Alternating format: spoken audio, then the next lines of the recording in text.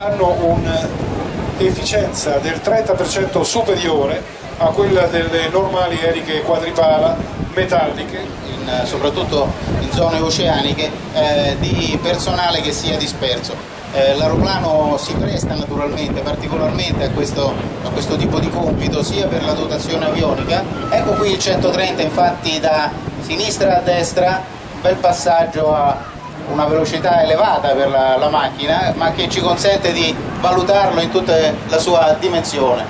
Questo è il C130H, che è in grado di volare a oltre 600 km/h e raggiungere una quota notevolissima, una quota di pressurizzato all'interno, Carlo, vero? Assolutamente, il velivolo è pressurizzato, consente il trasporto di personale militare ma anche di personale civile e naturalmente risente dell'effetto del vento, così come una barca risentirebbe dell'effetto delle onde e delle correnti nel mare, e quindi deve correggere. Vedete che il pilota continua a intervenire sul velivolo, che non è parallelo completamente alla costa, ma anzi deve inclinarsi. Adesso il pilota ci saluta e vorrei invitarvi tutti ad agitare le braccia, lui vi vede in questo momento, salutate!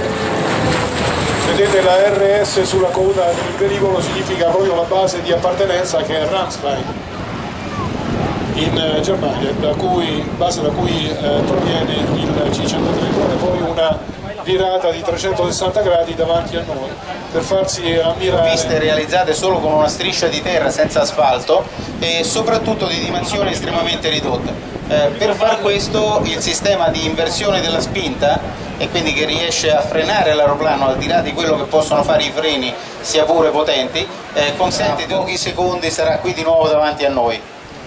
Consideriamo che nonostante il vento, che vedete non è proprio lieve, il pilota riesce, come potete notare, a mantenere esattamente la traiettoria, la sua rotta. Attraverso il reparto più prestigioso dell'aeronautica, il reparto sperimentale di volo. Ecco qui il 130 che sta arrivando a una notevole velocità, ed ecco che inizia la sua salita, che poi sarà, vedete, questa salita qui riduce naturalmente la velocità, però sono quelle manovre che il pilota effettua soprattutto dopo il decollo da un